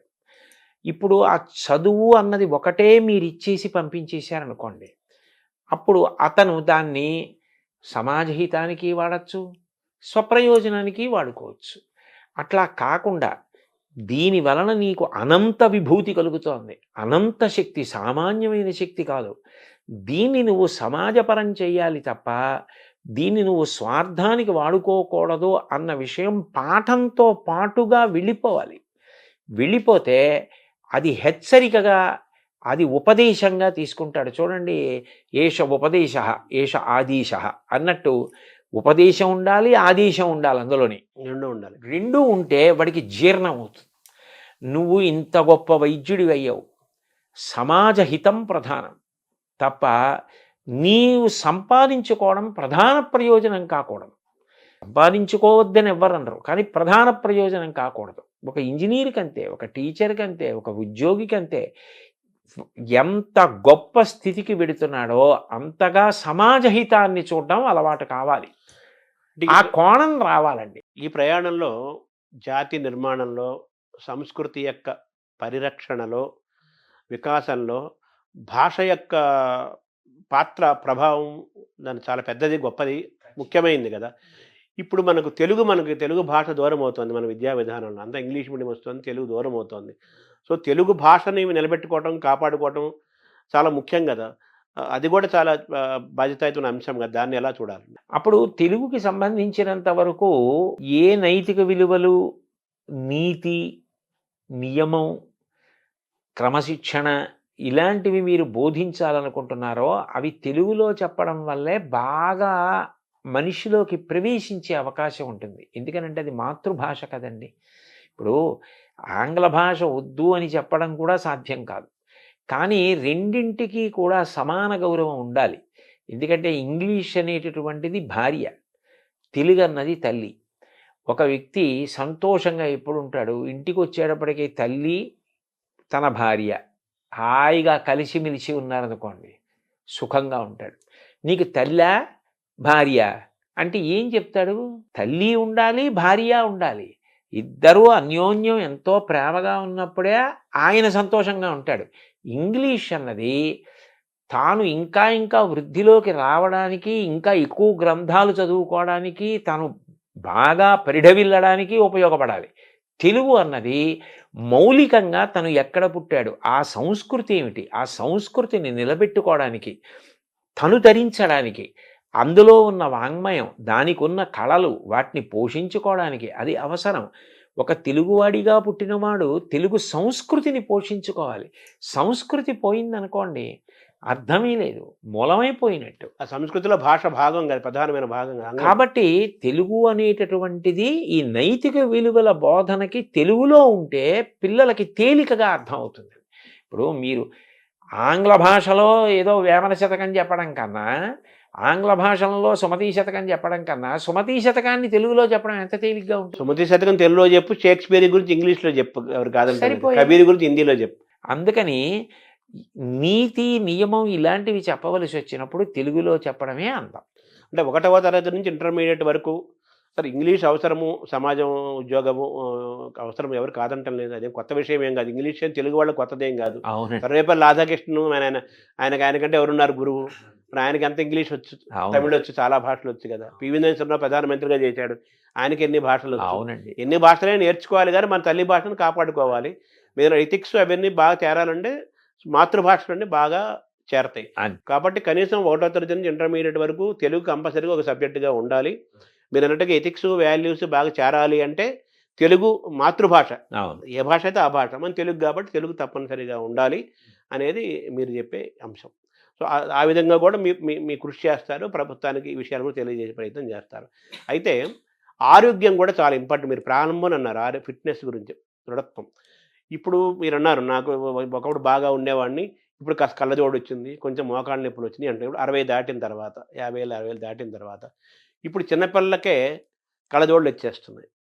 సో కాబట్టి ఆరోగ్యం కూడా చాలా ఇంపార్టెంట్ కదా. సో ఆరోగ్యం పట్ల ఒక అవగాహన కలిగించటము, ఆహార నియమాలు, ఇవి కూడా యువతని బాల్యాన్ని శక్తివంతంగా నిర్మాణం చేయడంలో ఆరోగ్యం యొక్క పాత్ర చాలా ముఖ్యం కదా. వాటిని కూడా మీరు టచ్ చేస్తారా? ఖచ్చితంగానండి, అనుమానం లేకుండా. నేను పిల్లల్ని ఉద్దేశించి చేసినటువంటి ప్రసంగాల్లో దీన్ని స్పృశించకుండా ఎప్పుడూ మాట్లాడను. ఎందుకనంటే అసలు మూలం శరీరమే కదండి. శరీరం అన్నది అత్యంత ప్రధానమైనటువంటి విషయం. అందులో ఏది పడితే అది పడేస్తే అది ఆరోగ్యంగా ఉండమంటే ఎట్లా ఉంటుంది? దాంట్లో ఏది వెళ్ళాలో అది విడితేనే అది మీరు చేయవలసిన పనికి అనుగుణంగా మీకు సహకారం చేస్తుంది. కాబట్టి దాని విషయంలో పరాకు పనికిరాదు. 2, మీరు ఒకటి గమనించండి, అనారోగ్యం తనంత తాను మీ ప్రమేయం లేకుండా అనుకోకుండా వచ్చిందనుకోండి, అది వేరు, దానికి ఎవరిది తప్పు కాదు. ఆరోగ్యం మీద ప్రభుత్వం కోటాను కోట్ల రూపాయలు ఖర్చు పెట్టవలసిన అవసరం లేకుండా పౌరులు ఎవరికి వారు ఆరోగ్యంగా ఉండడం పట్ల జాగ్రత్త వహించడం అలవాటై జాతి గౌరవంగా ఆరోగ్యంగా ఉండడం అలవాటు చేసుకుందనుకోండి, వైద్య ఆరోగ్య శాఖ మీద ఎంత ఖర్చు తగ్గుతుందంటారు? ఒక్క డిస్పోజబుల్ నీడిల్ వాడాలి అంటే, కొనాలి అంటే ఎంత అవుతుంది? ప్రతిరోజు కొన్ని లక్షల మందికి ఆ రక్తం తీయాలి అంటే డిస్పోజబుల్ నీడిల్స్ వాడాలంటే ఎన్ని కోట్ల రూపాయలు అవుతుంది. అది వాళ్ళ ప్రమేయం లేకుండా, వాళ్ళు ఏ తప్పు చేయకపోయినా ఏదో అనారోగ్యం వచ్చిందనుకోండి, అది ఎవరు దాన్ని తప్పు పట్టరు.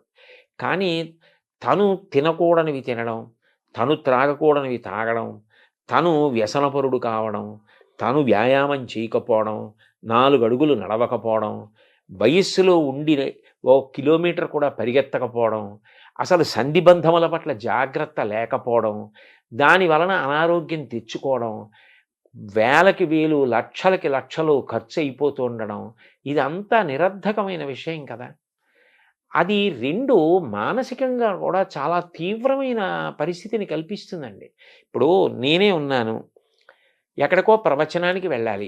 నేను ప్రవచనానికి వెళ్ళడం నా ఆరోగ్యం ఒక్కటి దాని మీద ఆధారపడదు. చుట్టుపక్కల ఉన్న వాళ్ళు కూడా ఆరోగ్యంగా ఉన్నప్పుడే అందరూ ఎవరి కర్తవ్యం వాళ్ళు చేయగలరు. వినేవాడు కూడా ఆరోగ్యంగా ఉండాలి, అది మీరు చెప్పింది వాడు వినాలి కదా. అందుకని ఇది చాలా అవసరం అండి, చాలా చాలా ముఖ్యమైన విషయం అది.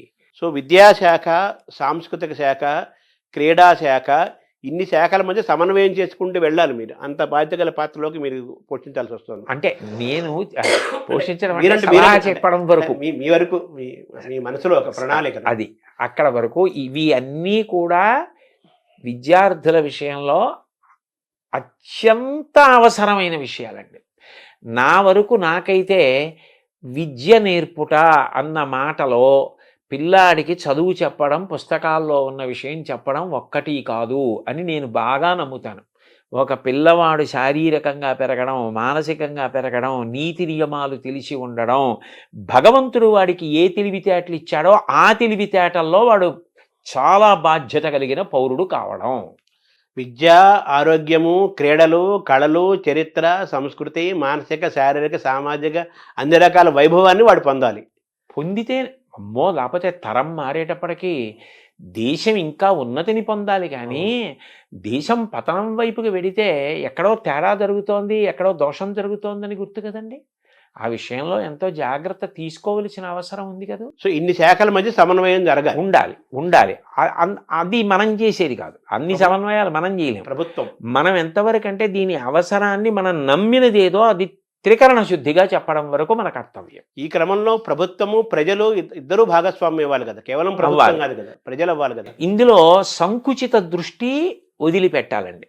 ఎంత వదిలిపెట్టాలి అంటే, చాగంటి కోటేశ్వరరావు గారు ఇవాళ ఏదో పదవిని ఆశించి వెళ్ళిపోయాడు, ఇలాంటి అక్కర్లేని ఆలోచనల కన్నా ఆయన వయసుని ఆయన దృష్టిలో పెట్టుకుని పిల్లలకి 4 మంచి మాటలు చెప్పడం కన్నా, నలుగురు పిల్లలకి నా జీవితం పనికొస్తే, నా శ్వాస పనికొస్తే అంతకన్నా నాకు సంతోషం ఏమిటని వెళ్ళాడని అర్థం చేసుకోగలిగిన విషయంగా ఇతరులు కూడా జాగ్రత్త పడాలి.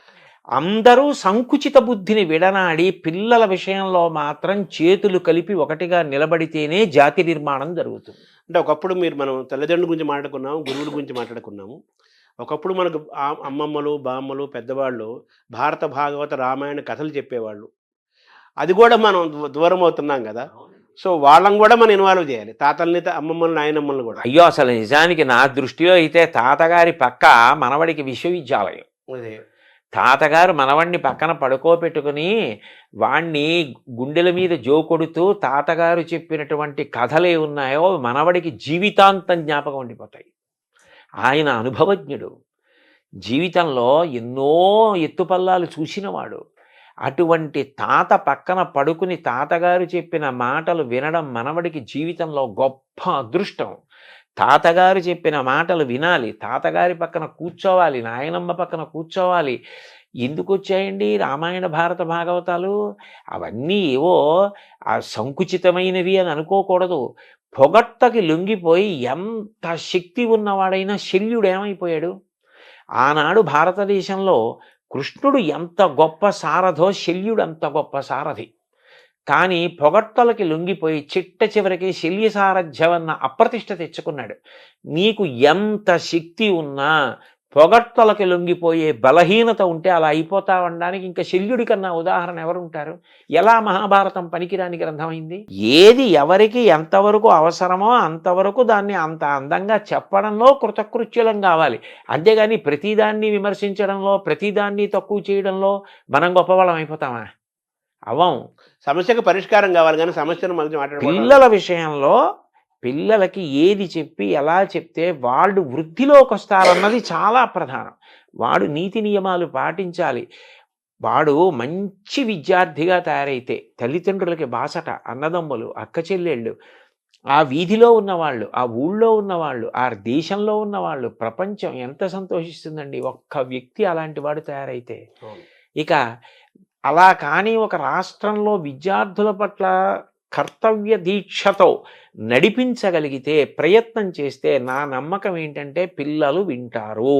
అది నా నమ్మకం. సో మీ జీవితాన్ని తరచు చూసుకుంటే నేను ఒక మంచి బాలుడుగా, మంచి యువకుడుగా, మంచి విద్యార్థిగా, మంచి ఉద్యోగుడుగా, మంచి శ్రోతగా, మంచి పాఠకుడుగా, మంచి ఉపన్యాసకుడుగా ఉండటం వల్ల నాకు ఇంత గుర్తింపు వచ్చింది అనే ఒక భావన మీకు కలుగుతుంటుంది. అంటే గుర్తింపు వచ్చింది అన్న భావన కన్నా నేను అనుకునే విషయం ఏమిటంటే, ఋషిప్రోక్తమైన వాంగ్మయానికి కాలదోషం లేదన్నది నిరూపింపబడింది అనిపిస్తూ ఉంటుంది. ఎందుకనంటే నేను చాగంటి కోటేశ్వరరావు గారు అనేటప్పటికీ ఓ పంచి కట్టుకుని, ఓ ఉత్తరీయం వేసుకుని ఏదో రామాయణమో, భారతమో, భాగవతంలో చెప్తున్నటువంటి వ్యక్తి అని లోకంలో ఒక ముద్ర. నేను ఉద్యోగానికి వెళ్ళినప్పుడు ప్యాంటు షర్టు వేసుకునేవాడిని. నేను ప్యాంటు చొక్కాతో ఎప్పుడైనా ఎక్కడైనా కనపడ్డాను అనుకోండి, చాలామంది నన్ను చూసి మిమ్మల్ని గుర్తుపట్టలేకపోయామండి, మీరు ప్యాంటు చొక్కాతో ఉన్నారు ఇవాళ అంటారు. అంటే చాగంటి కోటేశ్వరరావు అంటే ఓ పంచి కట్టుకుంటాడు, రామాయణం చెప్తాడు. అంటే ఇవాళ రామాయణ, భారత, భాగవతాల ద్వారా వాళ్ళు ప్రయోజనం పొందిన కారణం చేతనే నాకు గుర్తింపు వచ్చింది. నేను రామాయణము మానవీయ సంబంధములు అని విశాఖపట్నంలో ప్రవచనం చేశానండి. భార్యాభర్తల యొక్క అనుబంధం గురించి నేను మాట్లాడాను. రామాయణంలో ఎలా ప్రతిపాదించారన్నది చెప్పా. దాన్ని శ్రీ వెంకటేశ్వర భక్తి ఛానల్ ప్రత్యక్ష ప్రసారం చేసింది. ఆ తర్వాత ఎంతమంది విడాకుల కోసమని చెప్పి న్యాయస్థానాల్లో దరఖాస్తులు చేసుకున్న దంపతులు కూడా తిరిగి కలుసుకున్నారు. విడాకులు తీసుకున్న వాళ్ళు కలుసుకున్నారు. ఇది గొప్ప ప్రభావం కదా. అంటే రామాయణానికి కాలదోషం లేదు కదా. అంటే ఆ మాటకి అంత గొప్ప కావ్యాన్ని నిర్మాణం చేశాడు. అది ప్రాతిపదిక ఉంటే కదా అసలు మనం మాట్లాడడం. అది ఎంత బాగా రాశారు, ఎంత గొప్ప విషయాలు అని నాకు ఆనందం కలుగుతుంది. అవి ఈ జన్మలో భగవంతుడు వాటిని ముట్టుకోవడానికి, వాటిని చదువుకోవడానికి, వాటి మీద అంత నమ్మకం కలగడానికి, అంత నమ్మకంతో చెప్పడానికి నాకు ఒక ధృతిని ఇచ్చాడని సంతోషిస్తూ ఉంటానండి. మీరు మీ జీవన విధానం అంతా మీకు తెలిసింది, మీ జీవితం మీకు తెలిసింది. అవును. మీకంటే ఎవరికి ఎక్కువ తెలియదు. అవును. కానీ నేను ఇటువంటి వాతావరణం నుంచి వచ్చిన వాడిని ఈరోజు మంత్రి హోదాతో ఒక పదవి నాకు అనౌన్స్ చేశారు అనగానే ఆంధ్ర రాష్ట్ర ప్రభుత్వం ఏమనిపించింది సార్ ఫస్ట్ ఇది వినగానే? అయితే మీరు వేసిన ప్రశ్న చాలా గంభీరమైన ప్రశ్న వేశారు నన్ను. ఇందులో నేను మీతో ఏ అరమరిక లేకుండా ఒక విషయం ప్రస్తావిస్తాను. నాకు ఈ పదవి ఇచ్చినప్పుడు నన్ను మొట్టమొదట అందరూ అడిగింది ఏమిటంటే, మీరు దీన్ని తీసుకుంటున్నారా అని అడిగారు. నేను తీసుకుంటున్నాను అని చెప్పాను. వెంటనే నన్ను అడిగిన ప్రశ్న ఏంటంటే, మరి మీకు గతంలో తిరుమల తిరుపతి దేవస్థానంలో ఇస్తే మీరు ఎందుకు తీసుకోలేదు అని అడిగారు. ఇప్పుడు ఒకటి తీసుకోవడం, ఒకటి తీసుకోకపోవడం అన్నది కేవలం మన వ్యక్తిగత అభిప్రాయం ఒకదాని మీదే ఉండదండి. నేను ఇదే ముఖ్యమంత్రి గారు చంద్రబాబు నాయుడు గారు నాకు ఒకప్పుడు ఇలాగే సలహాదారు పదవి ఇచ్చారు. ఎంతో గౌరవంగా ఇచ్చారు. కానీ నేను అప్పుడు తీసుకోలేదు. కారణం ఏమిటంటే, నేను భారత ఆహార సంస్థలో ఇంకా పదవీ విరమణకి దగ్గరికి వెళ్ళిపోయాను. ఆ సందర్భంలో ఇంకా నాకు ఇప్పుడు మారి ఇంకొక చోటుకి వెళ్ళి మళ్ళీ ఇక్కడ పదవీ విరమణ చేయడానికి కాగితాలు పెట్టుకోవడం ఇవి ఇబ్బంది వచ్చేస్తుందని నేను ఆ సమయంలో వెళ్ళలేదు. వెళ్ళకుండా నేను ఉండిపోయాను. ఆ పదవి నాకు వద్దండి అని చెప్పేశాను. రెండవసారి నాకు జగన్మోహన్ రెడ్డి గారు ముఖ్యమంత్రిగా ఉన్న కాలంలో తిరుమల తిరుపతి దేవస్థానం ధర్మ ప్రచార పరిషత్తుకి సలహాదారుగా ప్రకటించారు.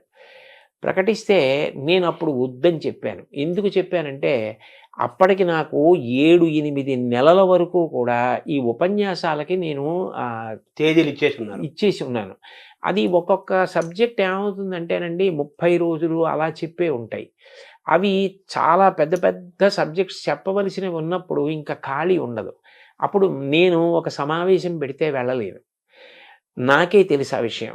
నేను అది కూడా ఎక్కడో ఉంటాను. అనంతపూర్లో 4 రోజులు ఉండి సమావేశాలు చెప్పి అక్కడి నుంచి బళ్ళారి వెళ్ళొచ్చు, లేకపోతే శ్రీకాకుళం వెళ్ళొచ్చు.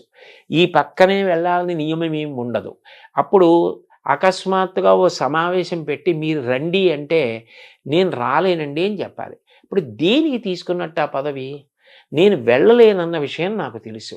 వాళ్ళు నన్ను అడిగింది ఏమిటి? సలహా చెప్పండి ఏదైనా అని అడిగారు. నేను ఏం చెప్పానంటే, దానికి నాకు పదవి వద్దండి.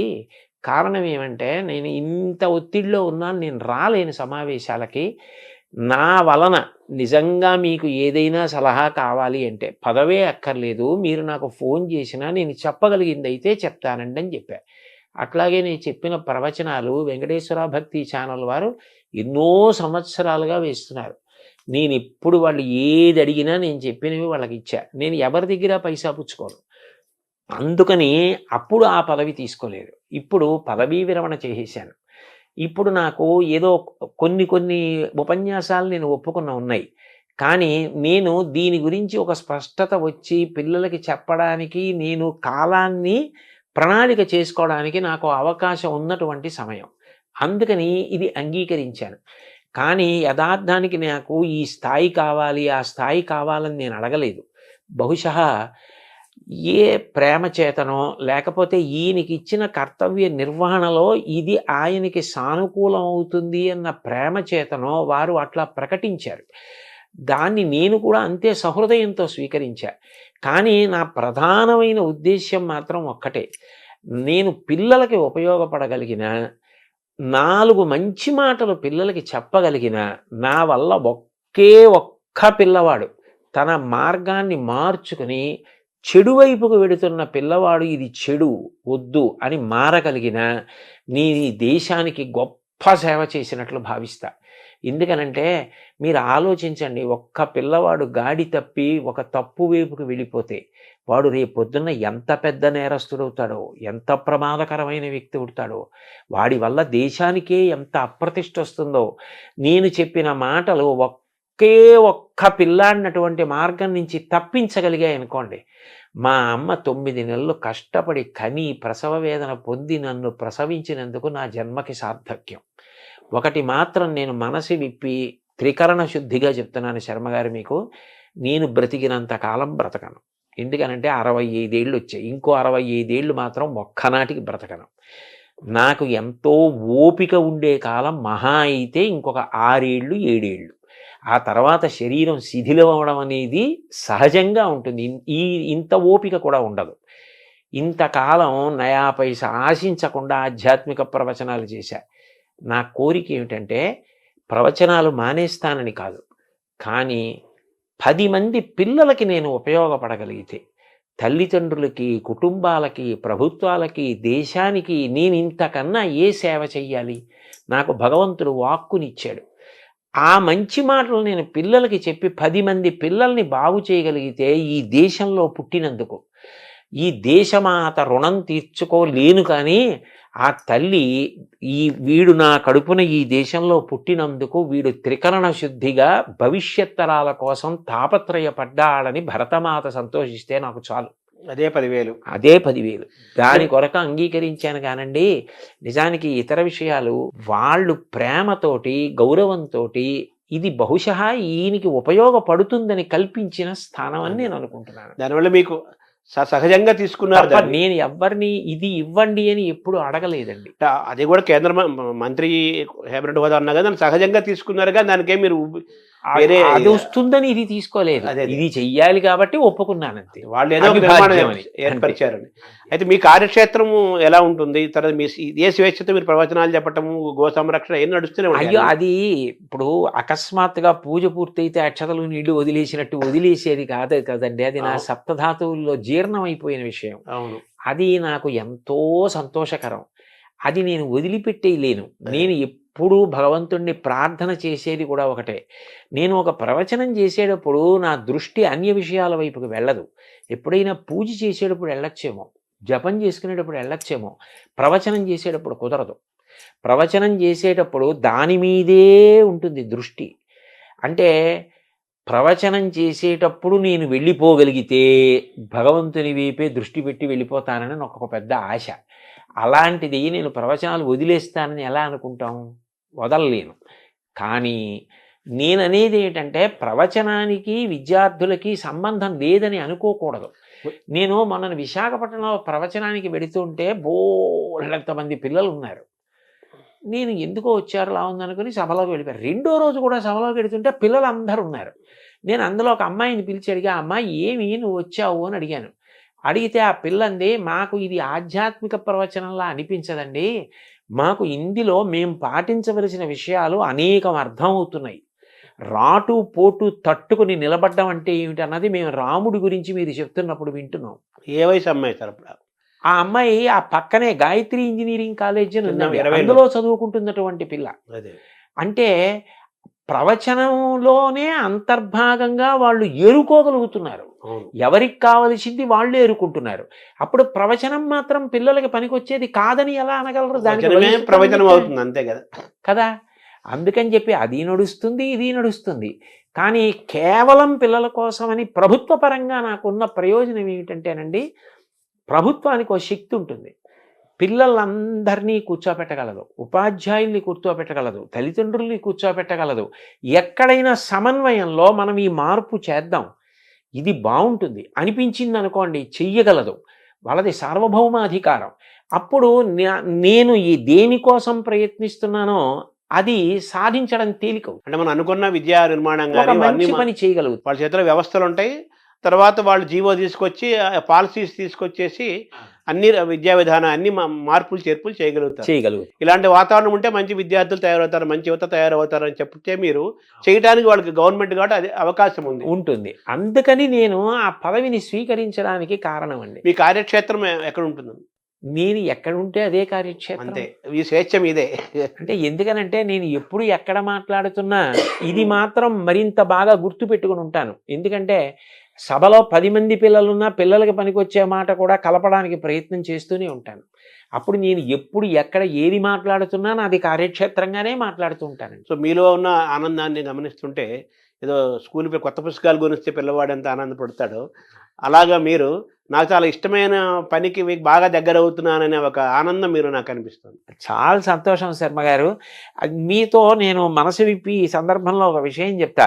సాధారణంగా ప్రవచనాలకి పిలిచేవాళ్ళు ఏదో రామాయణం చెప్పండి, భారతం చెప్పండి, భాగవతం చెప్తానంటారు. నేను అంత సంతోషంగా చెప్తా. కానీ పిల్లలకి చెప్పడానికి అన్న కోరిక తీరాలని నేను పదవీ విరమణ చేసేసిన తర్వాత ధర్మవర్ధిని అని ఒక సంస్థని పెట్టి నేను ₹1,00,000 ఇచ్చాను ఆ సంస్థకి. ఇచ్చే ఆ సంస్థ పని ఏమిటంటే పిల్లల్ని ఉద్దేశించి మాట్లాడడం. దానికోసం ఒక పుస్తకం కూడా తయారు చేసి శ్రీకాకుళంలో డాక్టర్ హర్షవల్లి గారని నాకు సోదరీ సమానురాలు, ఆవిడ దగ్గర ఆ పుస్తకాన్ని ఆవిష్కరించి పిల్లలకు ఉచితంగా ఇచ్చి వాళ్ళకి ఆ శిక్షణా తరగతులు నడిపాం. అంటే ఇవాళ ఇందులోకి వెడుతున్నాననే కాదు, పదవీ విరమణ 2018లో చేసినప్పటి నుంచి నాకు ఈ ఆధ్యాత్మిక ప్రవచనంతో పాటు పిల్లలకి ఏదో చెయ్యాలి, పిల్లలకి మంచి చెప్పాలని ఏదో తాపత్రయం అండి. అందుకని ఇప్పుడు అది నాకు మరింత తేలిక కదూ. అందుకని సంతోషంగా అంగీకరించాను. సంతోషం దిగునీకృతమైంది. ఆ సంతోషం మీకు కనపడడం నాకు మరీ నాకు కనిపించింది. అదండి చాలా పిల్లగాడికి కొత్త పుస్తకాలు కొంటే ఆ వాసన పుస్తకాలు ఇష్టం. అలాగే మీరు పిల్లలకి ఇంకా దగ్గర అవుతున్నాం. అవునండి, హాయిగా మనం స్వేచ్ఛగా చేస్తున్నాం. అవును. ఆధ్యాత్మిక ప్రవచనాలు ఎలాగో ఉంటాయి. మన మనసులో గోరక్షణ, పిల్లల్ని తయారు చేయడం మీకు బాగా ఇష్టమైన అంశాలు ఈ రెండు. అవునండి, ఈ రెండు సాగుతాయి. అవును. మిమ్మల్ని సద్వినియోగం చేయాల్సిన అవసరం అందరికీ ఉంది. మిమ్మల్ని ఎంత సద్వినియోగం చేసుకుంటే అంత మంచిది. అంతే అంతే. నమస్కారం సార్. చాలా సంతోషం శర్మ గారు.